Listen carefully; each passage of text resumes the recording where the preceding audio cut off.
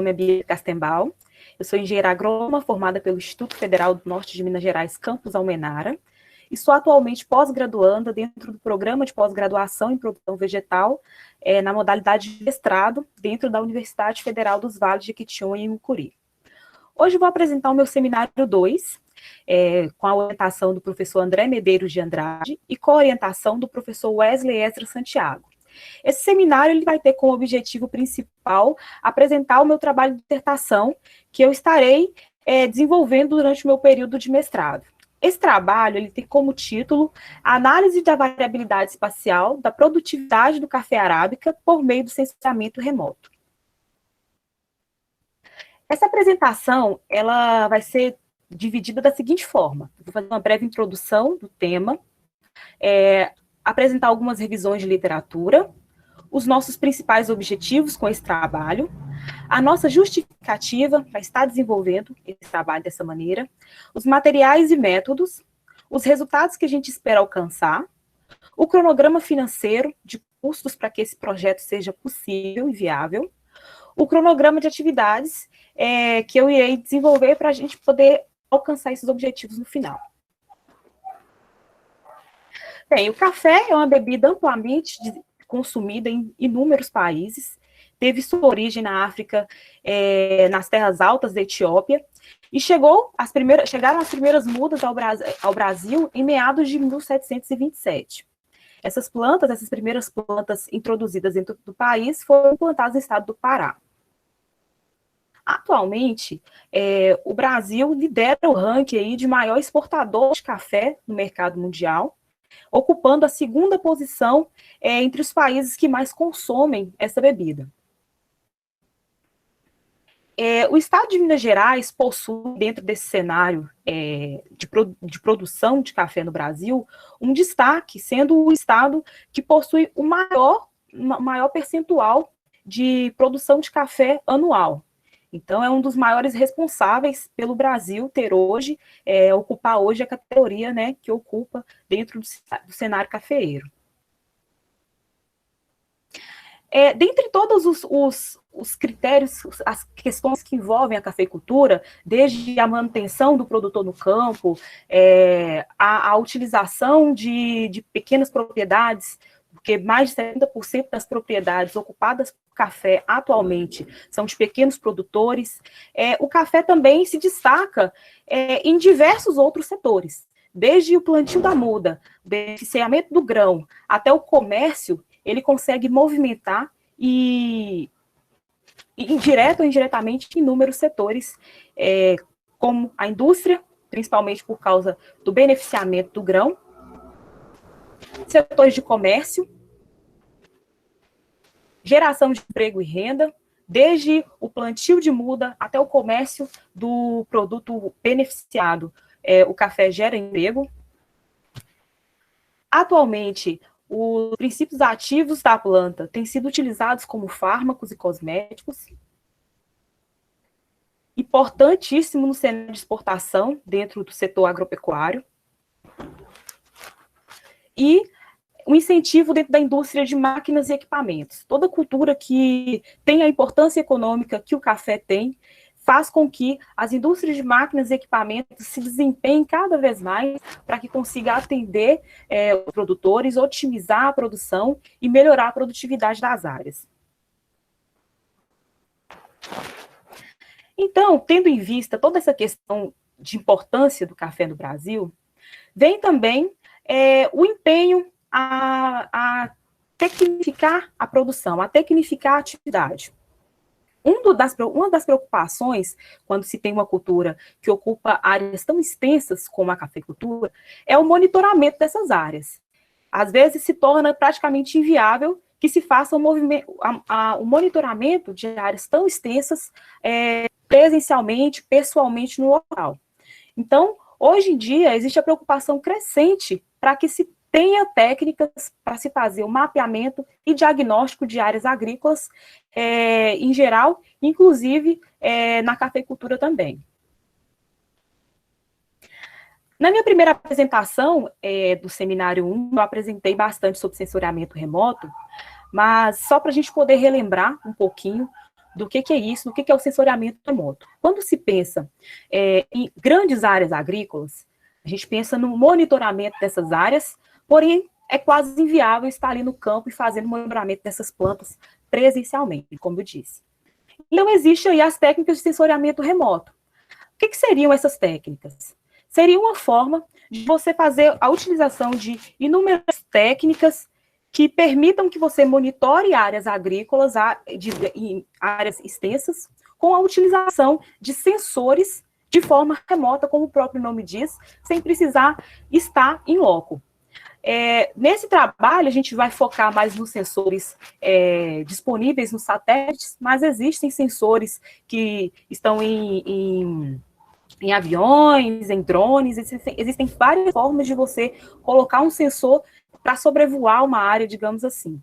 Quando se pensa nos sensores que estão disponíveis nos satélites, a gente precisa pensar da seguinte forma: todos os objetos, os indivíduos que estão sobre a superfície terrestre, eles captam a energia solar. A partir do momento que fazem a captação da energia solar, parte dessa energia é absorvida pelo indivíduo, tanto sol, quanto plantas, quanto rodovias, parte dessa energia é absorvida, parte dessa energia é transmitida e parte dessa energia é refletida.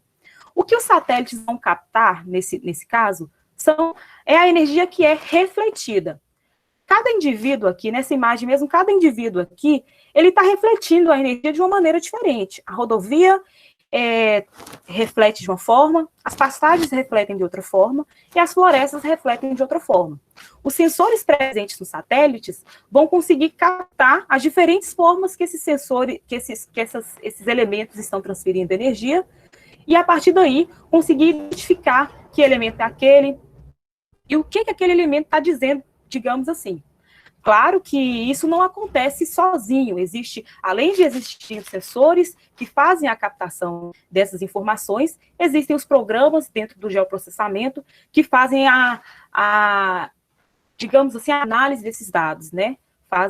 Destrincham esses dados e transformam isso aí em informação. Aqui algumas imagens do Google Imagens, só para a gente poder ter uma noção de como é que isso funcionaria nas áreas agrícolas, de como o sensoriamento remoto funcionaria. Por exemplo, na nossa última imagem aqui à direita, talvez se a gente olhasse esse pivô a olho nu, a gente não conseguiria identificar a tamanha diferença da mesma cultura, dentro da mesma área, porém, cada parte está dizendo para o produtor alguma coisa. Então, talvez se olhasse uma foto, uma imagem de satélite a olho nu, não conseguisse identificar que a planta está transmitindo determinada informação. Já com os dados compilados dessa maneira, é possível identificar que o centro está dizendo uma coisa, as bordas estão dizendo outra coisa. Então, já é uma informação que o produtor teria para poder verificar o que está acontecendo na lavoura, sem precisar estar lá e ir lá em cada planta, nessa fase inicial. Aqui alguns fatores que podem afetar aí a questão de produtividade no café. Dentre todos os fatores, né, existem 4 que estão ali ligados diretamente com a questão da produtividade. O primeiro fator seria o manejo da cultura, o espaçamento adotado, o nível tecnológico adotado pelo produtor. Um segundo fator seria as condições do solo, condições de fertilidade. Um outro fator que afeta diretamente a questão da cafeicultura é o clima, pode afetar aí diretamente no florescimento e na frutificação do cafeeiro. E a planta propriamente dita, que seria aí as cultivares, a espécie que se deseja plantar, os cultivares que estão plantados.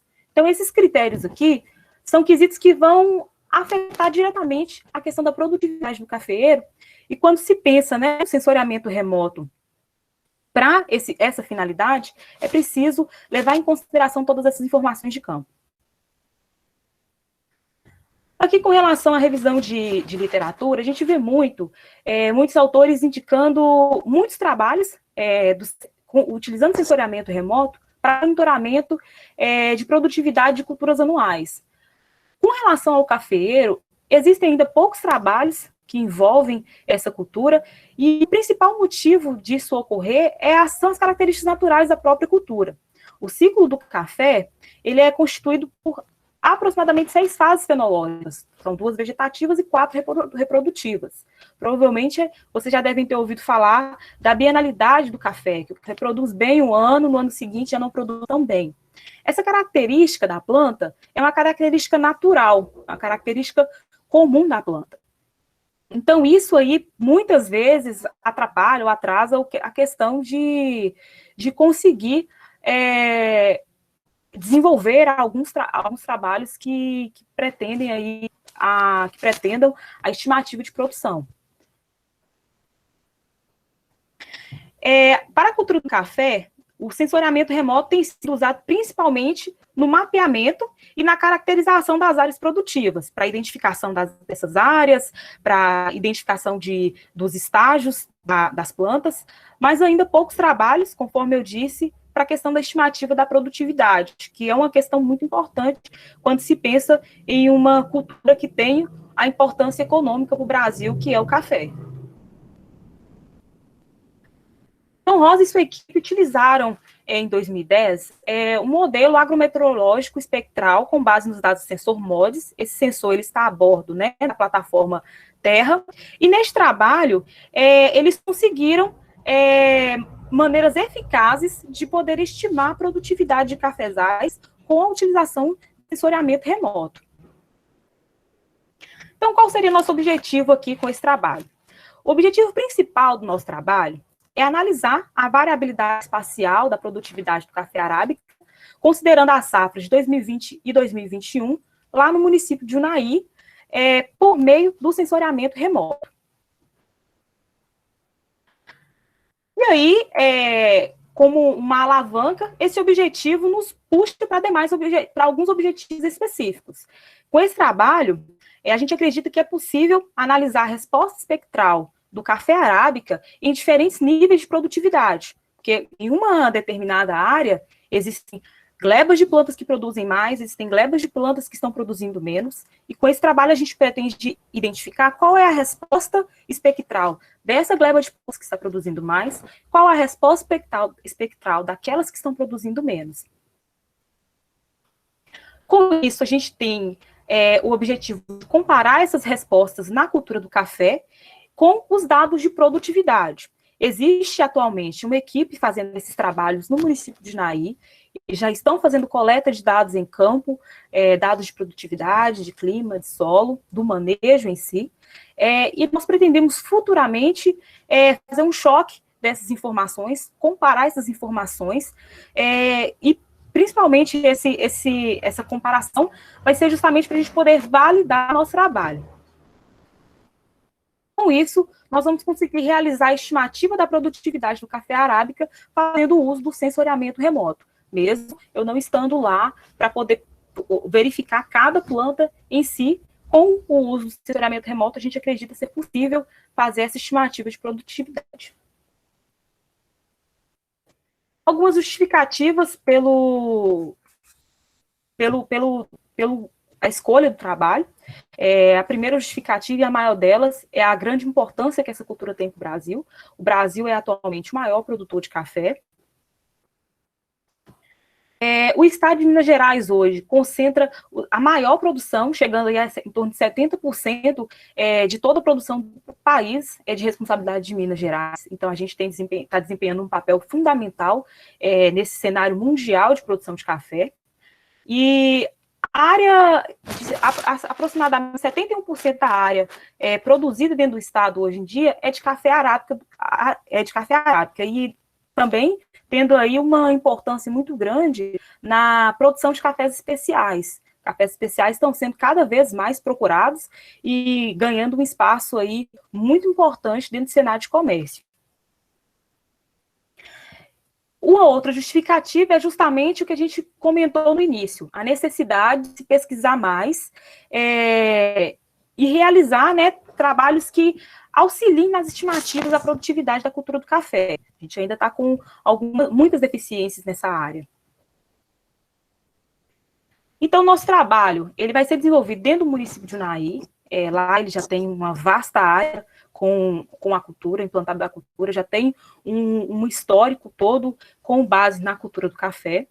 o bioma do município de Unaí, o bioma de Cerrado.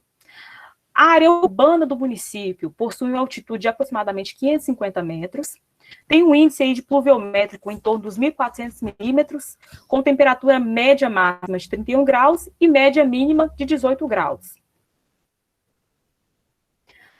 Aqui, eu inseri a poligonal de estudo dentro do Google Earth, só para a gente poder ter uma noção. Esse trabalho ele vai ser desenvolvido dentro da Fazenda Olhos d'Água. Ele possui atualmente em torno de 41,3 hectares de área plantada de café.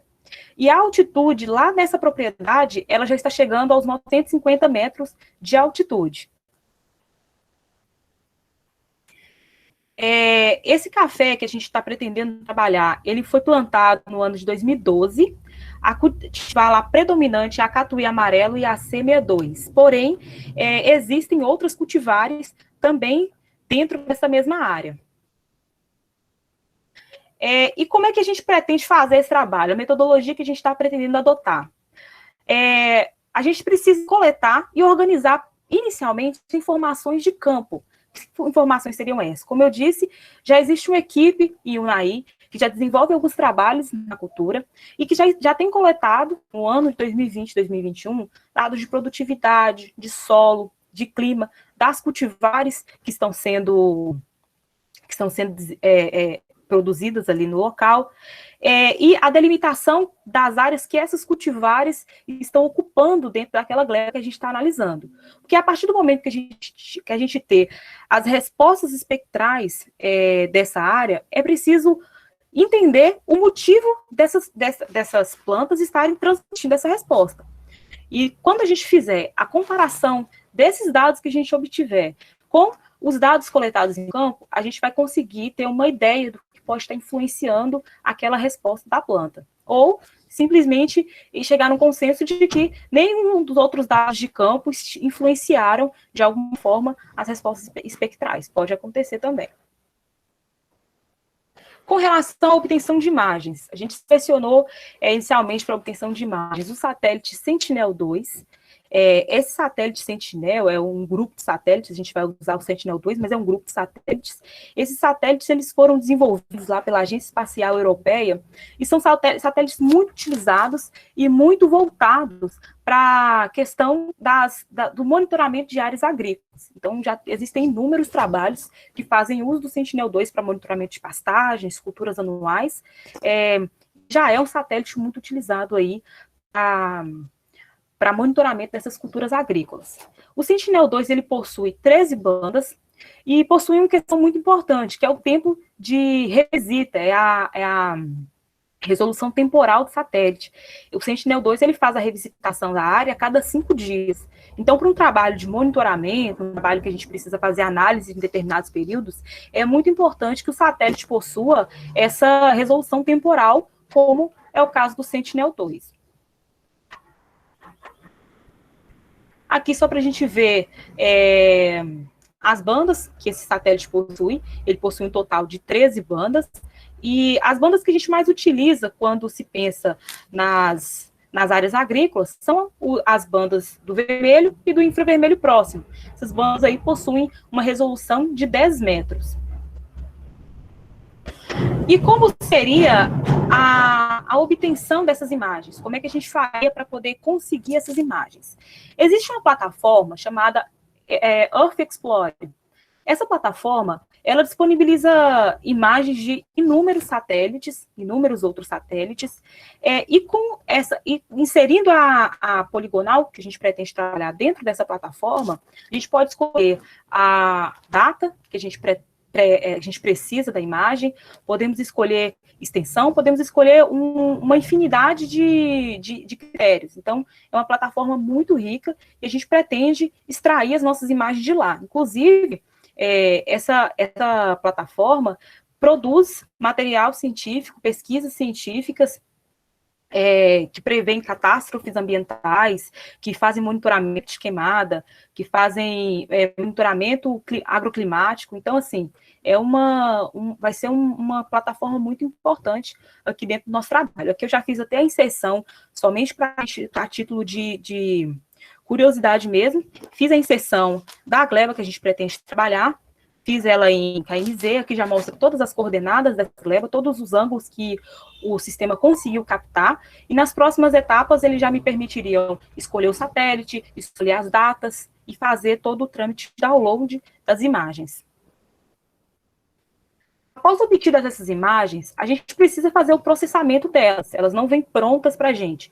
A gente precisa utilizar uma plataforma própria para processamento dessas imagens e, posteriormente, utilizar uma outra plataforma para que a gente consiga inserir os índices de vegetação e começar a fazer os processos comparativos das imagens. Então, a gente pretende utilizar o Spring para processamento inicial das imagens e utilizar também o ArcGIS para que a gente consiga fazer a inserção, né, calcular os índices de vegetação e conseguir obter aí, começar a obter respostas dessas imagens, verificar o que essas imagens estão transmitindo.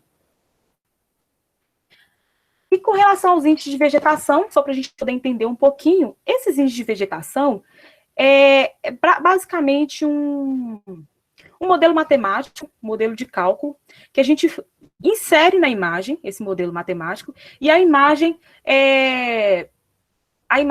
demonstra ali para a gente o que está acontecendo na planta. Por exemplo, nessa imagem que a gente tem na tela, a gente possui uma planta morta, uma planta sofrendo algum tipo de estresse, pode ser por falta nutricional, alguma doença, alguma coisa assim, e uma planta totalmente saudável. A gente percebe que cada uma dessas folhas, elas estão mostrando uma informação diferente. Na planta saudável, a seta preta, ela indica o infravermelho próximo. O infravermelho próximo está muito mais alto do que todas as outras respostas espectrais que essa planta está transmitindo. Quanto mais alto alto o infravermelho próximo que a planta consegue transmitir, mais saudável essa planta vai estar. Então, a gente nota uma diferença com relação à planta do meio.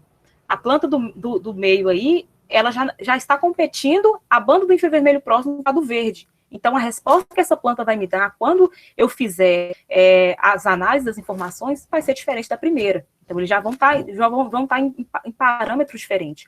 Já a última planta possui basicamente todas as bandas quase que no mesmo nível ali. Essa planta já está morta. Então, assim, quando a planta absorve energia solar e ela reflete determinada informação, essa informação que ela está refletindo vai nos auxiliar, vai nos ajudar a identificar como está a situação dessa planta aí. Com relação ainda aos índices de vegetação, eu elenquei aqui os principais que a gente pretende utilizar nessa pesquisa, e o primeiro deles é o índice de vegetação por diferença normalizada.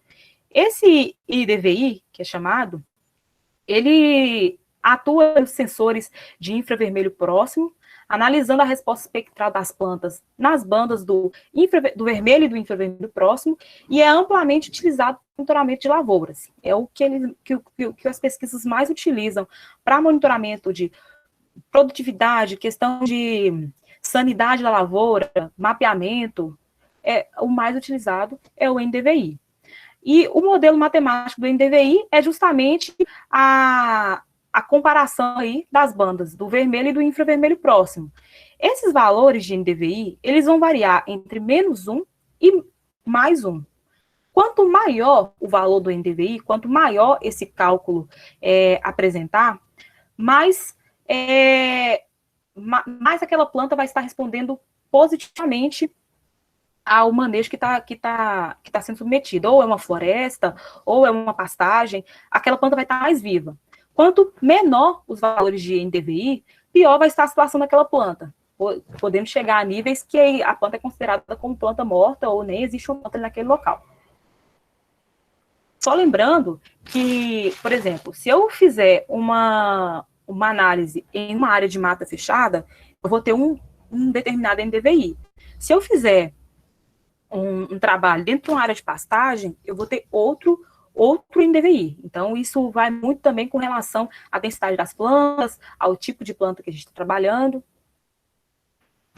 Outro índice utilizado aí é o índice de vegetação melhorado. Esse índice tem como principal objetivo realizar a correção da luz que está sendo refletida. Então, além de se utilizar os índices de vegetação para fazer identificação e obter algum tipo de resposta daquele elemento que está sendo analisado, é preciso também realizar algumas correções e o EVI realiza a correção aí da luz refletida.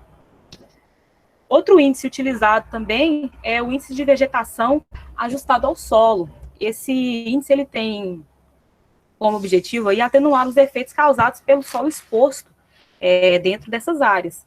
Então, é basicamente a mesma forma do NDVI, porém, é inserido aí a variável, né, a variável que é o grau de ocupação do solo. Então, somente organizando as nossas etapas aqui, então a gente tem que a primeira etapa do trabalho vai ser uma visita em loco.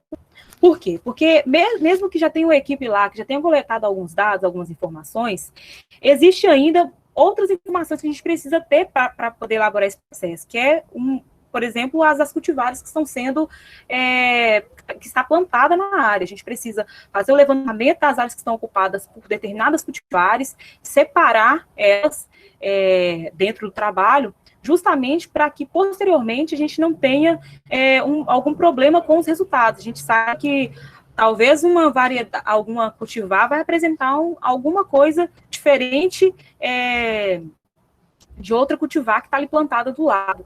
Então, é importante que a gente faça, nesse primeiro momento, o levantamento dessas cultivares, a localização geográfica dessas cultivares no local, e também faça a organização de todas essas informações de campo, de produtividade, de clima, de cultivares plantadas, que a gente tenha tudo isso organizado.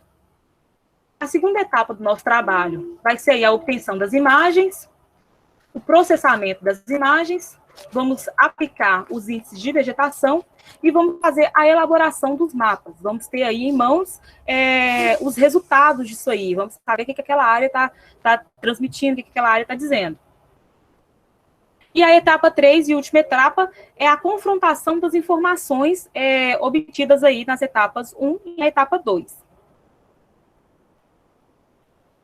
Alguns resultados esperados, a gente espera aí validar o método apresentado, de forma a estimar com precisão a produtividade do café arábica, utilizando as técnicas de sensoriamento remoto.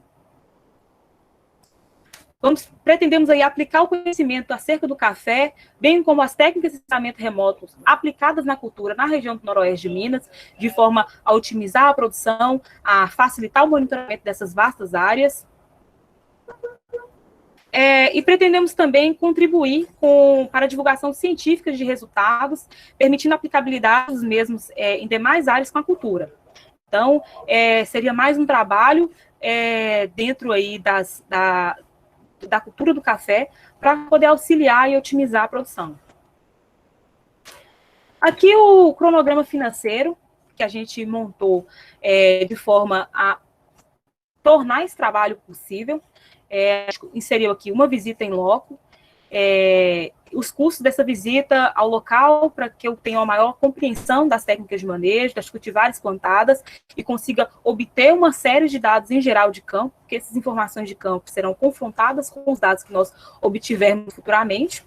A gente inseriu aí uma visita, no valor, ficaria aproximadamente o valor de R$1.000, um notebook. Esses programas, essas ferramentas de geoprocessamento são ferramentas que realmente precisam de uma máquina que tenha um bom desempenho. Esse notebook ele já foi até adquirido. Cursos para poder me familiarizar melhor com as ferramentas de geoprocessamento.